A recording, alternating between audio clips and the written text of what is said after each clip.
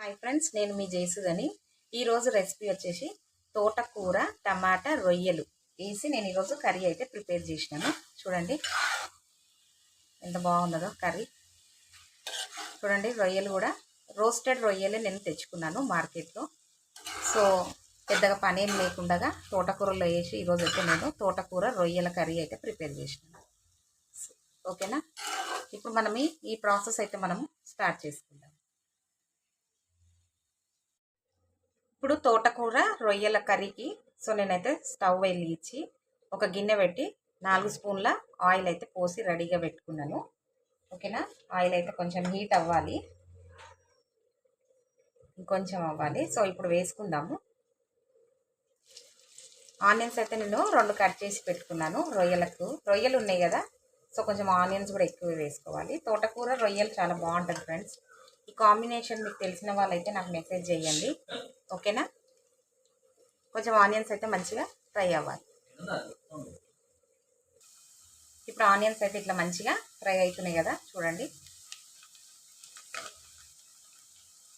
ఓకేనా, ఇప్పుడు మనము తోటకూర అయితే యాడ్ చేసుకోవాలి. తోటకూర నేను కట్ చేసి కడిగి రెడీగా పెట్టుకున్నాను తోటకూర. సో ఇప్పుడు మనము తోటకూర అయితే యాడ్ చేసుకోవాలి. ఇప్పుడు తోటకూర వేసుకున్నాం కదా, తోటకూరలో ఉన్న వాటర్ అనేది కొంచెం తగ్గేదాకా మనం మీడియం ఫ్లేమ్ పెట్టి ఒక మూత అయితే పెట్టుకుందాం. తోటకూర వేసుకున్నాం కదా, ఒకసారి అయితే మంచిగా అంతా మిక్స్ చేసుకుందాము. చూడండి ఇందులో ఉన్న వాటర్ అనేది కొంచెము తగ్గింది, ఇంకొంచెం తగ్గాలి. ఓకేనా, ఇంకొంచెం మెత్తబడుతుంది ఇదంతా.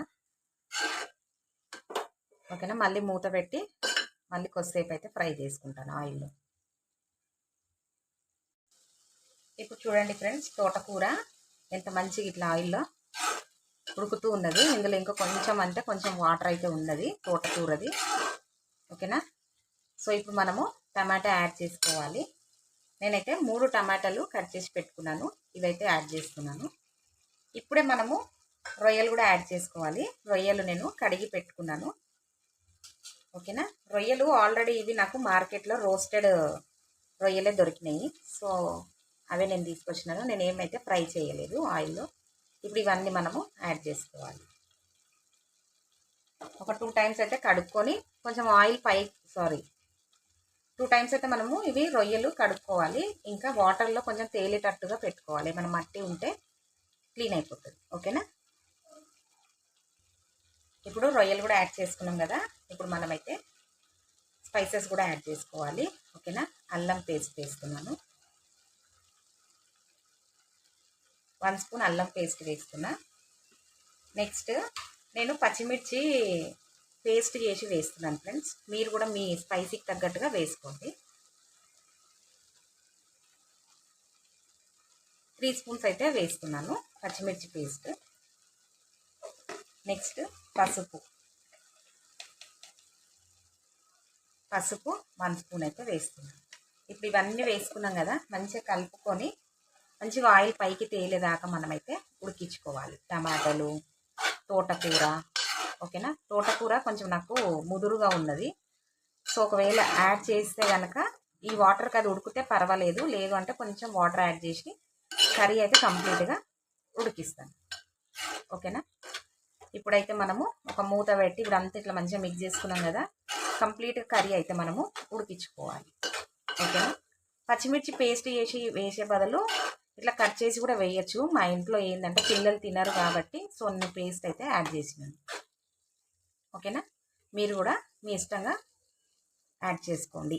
పేస్ట్ అన్న యాడ్ చేయండి, లేదు అంటే కట్ చేసి అన్న వేయండి. ఓకేనా, ఇప్పుడు మూత పెట్టి నేను కంప్లీట్గా తోటకూరను అయితే ఉడికిస్తాను.